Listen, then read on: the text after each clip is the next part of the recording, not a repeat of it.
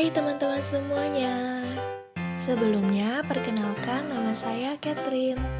Salam sejahtera bagi kita semua. Namo Buddhaya. Pada video pembelajaran kali ini, saya akan membahas mengenai Abhidhamma Pitaka. Tapi sebelum kita memulai video pembelajaran kali ini, jangan lupa untuk klik tombol like, komen, dan juga subscribe agar video pembelajaran kali ini dapat bermanfaat bagi teman-teman semuanya.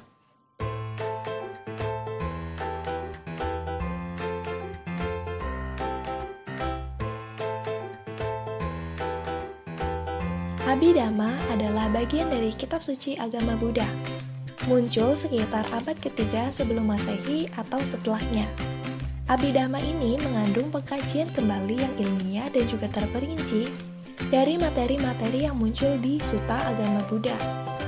Menurut klasifikasi skematis, karya Abhidhamma tidak mengandung risalah filosofis sistematik, tetapi berisi ringkasan atau daftar abstrak dan sistematis.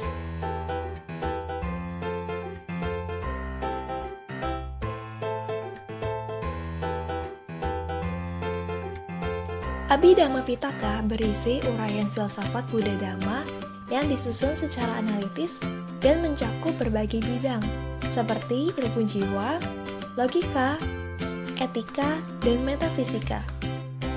Hal itu merupakan penyajian khusus tentang Dhamma seperti yang terdapat dalam Sutta Pitaka.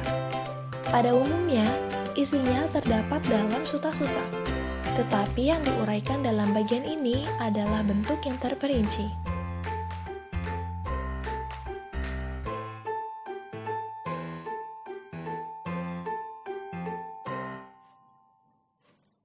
Tujuh tahun setelah Sang Buddha mencapai penerangan sempurna, Abhidhamma pertama kali diajarkan oleh Sang Buddha kepada para dewa di alam dewa Tavatimsa sebagai bakti Sang Buddha kepada ibunya yang pada saat itu terlahir di alam dewa Tusita.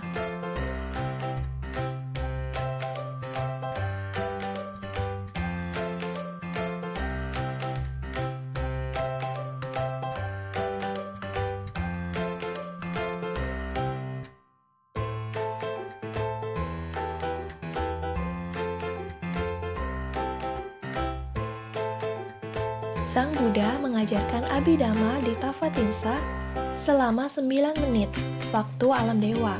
Jika di alam manusia, maka sekitar 3 bulan lamanya. Dalam kurun waktu tersebut, dengan abhina atau kemampuan batin yang dimiliki oleh Sang Buddha mengarahkan pikirannya membentuk sosok diri untuk mengunjungi alam manusia dengan maksud berpindah patah di suku Utara Kuru.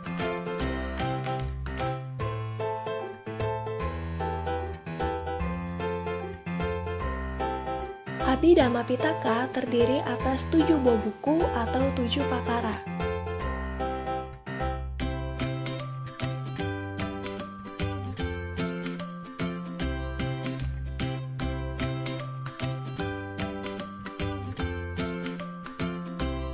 Yang pertama ada Dhamma Sangani, yaitu perincian Dhamma-Dhamma, yakni unsur atau proses batin tentang penggolongan sebuah fenomena atau dhamma. Yang kedua ada Vibhanga, yaitu perbedaan ataupun juga penetapan. Pendalaman mengenai soal-soal dalam Dhamma Sangani dengan metode yang berbeda.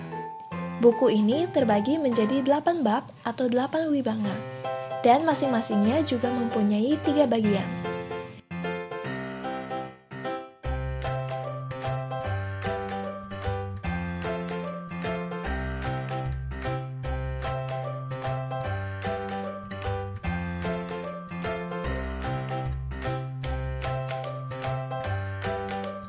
Yang ketiga ada Dhatu Kata, yaitu penjelasan mengenai unsur-unsur, yaitu mengenai unsur-unsur batin dan juga hubungannya dengan kategori lain. Buku ini terbagi menjadi 14 bagian.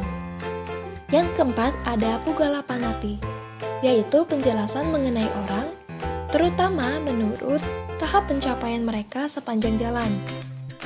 Dikelompokkan menurut urutan bernomor dari kelompok 1 hingga kelompok 10.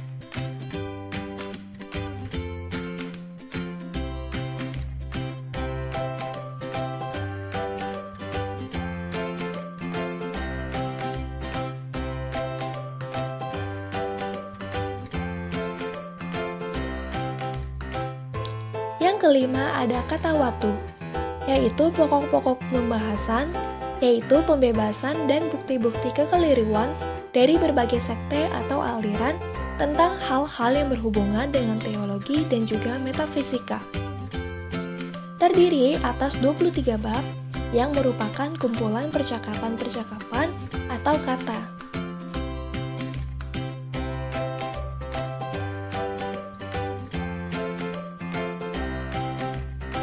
Yang keenam ada Yamaka, kitab pasangan yang oleh Geiger disebut logika terapan.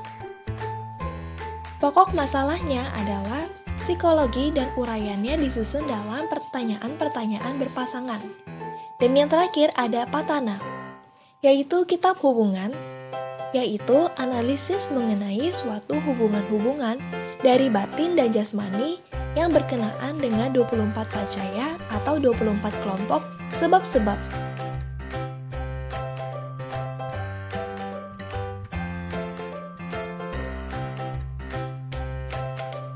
Lalu, apa perbedaan Abhidhamma Pitaka dengan dua kelompok lainnya?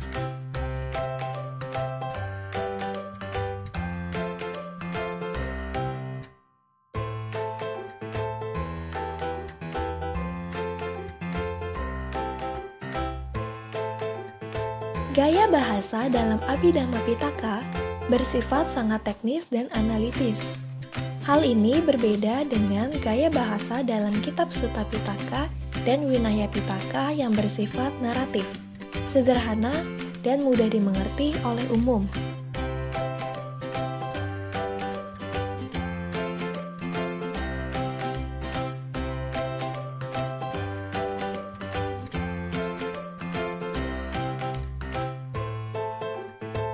Dalam Abhidhamma, baik pikiran maupun fisik yang membentuk sistem kompleks makhluk hidup dianalisis secara mikroskopis.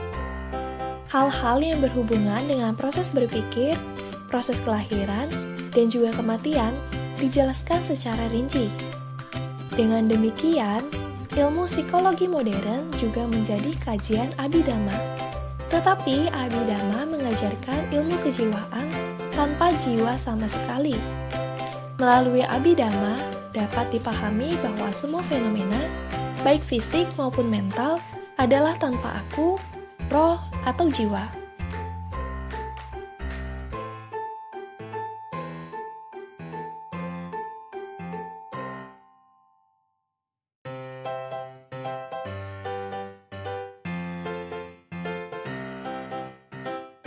Abhidhamma memungkinkan seseorang untuk mencapai pembebasan mutlak dari semua bentuk penderitaan atau semua bentuk duka.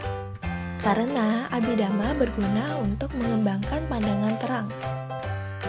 Namun, tidak pula dikatakan bahwa Abhidhamma sangat diperlukan untuk mencapai pembebasan karena pengertian dan pencapaian kebebasan semata-mata itu tergantung pada diri sendiri.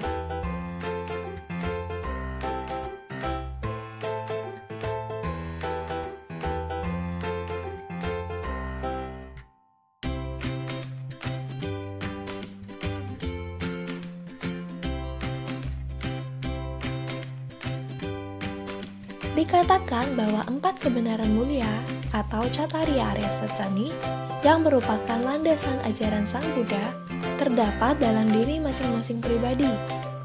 Dhamma tidak terlepas dari diri sendiri.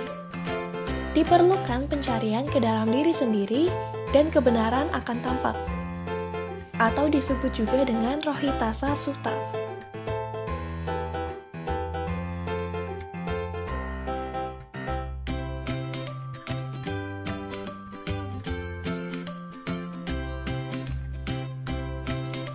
Lalu kita akan membahas mengenai realitas menurut Abhidhamma Pitaka.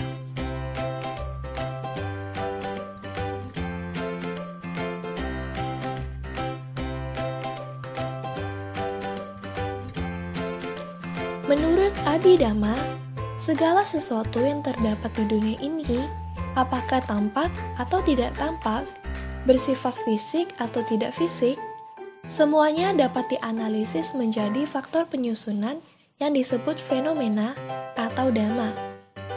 Nah, terdapat 4 jenis fenomena yang membentuk realitas atau kenyataan yang kita alami sehari-hari.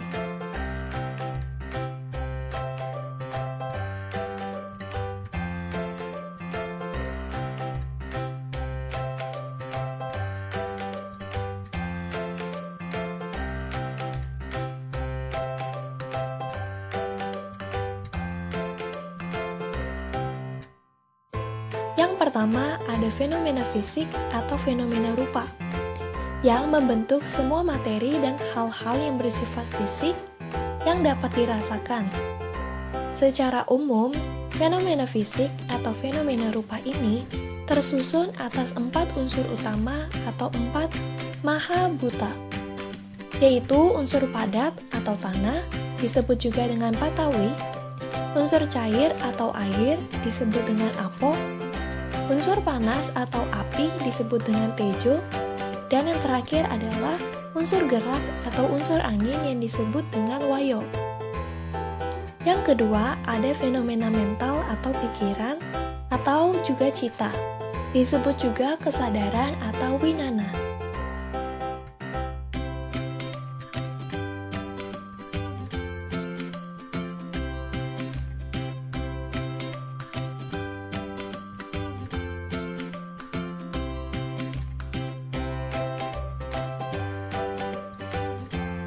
Yang ketiga, ada faktor-faktor mental atau disebut juga dengan faktor cetasika.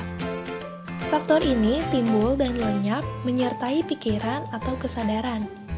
Misalnya ialah perasaan atau wedana, persepsi atau sana, dan bentuk-bentuk pikiran atau sankara.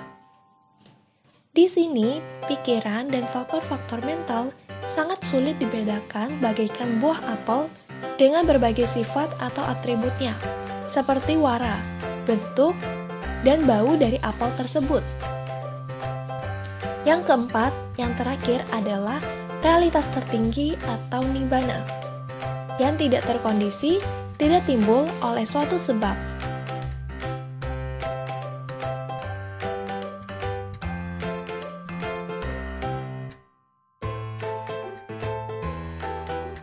Hanya keempat fenomena tersebut yang ada di dunia ini. Tidak ada yang lain.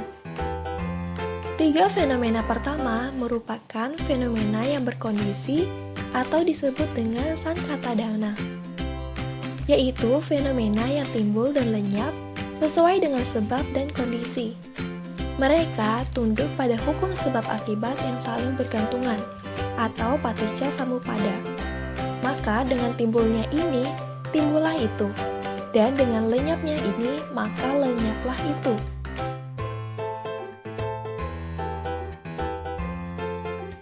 Ketiganya membentuk semua fenomena duniawi, baik benda mati maupun makhluk hidup. Ketiganya selalu timbul, bertahan sebentar, lenyap untuk kemudian dilanjutkan oleh fenomena yang serupa, tetapi tidak sama. Disebut serupa karena fenomena tersebut disebabkan dan dikondisikan oleh fenomena yang sebelumnya.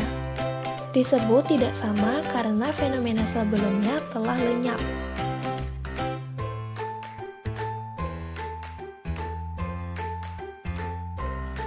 Oleh sebab itu, fenomena berkondisi dikatakan selalu berubah atau tidak kekal atau disebut juga dengan anicca.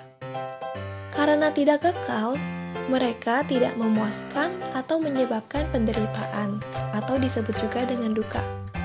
Lebih lanjut, fenomena berkondisi dikatakan tanpa aku atau anatta karena mereka hanyalah proses yang bergerak sendiri tanpa adanya suatu pelaku atau agen penggeraknya.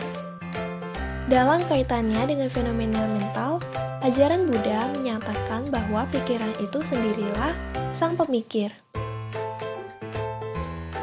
Pada awalnya, agama Buddha diajarkan dengan menggunakan bahasa Magadha, atau bahasa yang digunakan pada saat zaman Sang Buddha masih hidup. Penggunaan bahasa berkembang sesuai dengan perkembangan zaman. Sekarang dikenal kitab suci agama Buddha yaitu Tipitaka dalam bahasa Pali atau Tripitaka dalam bahasa Sanskerta, Tibet, dan Mandarin. Di samping itu, ada juga kitab-kitab suci lain yang ditulis oleh siswa-siswa Sang Buddha yang terkenal. Kitab-kitab suci lain yang tertulis dalam bahasa Sanskerta, Tibet, maupun Mandarin.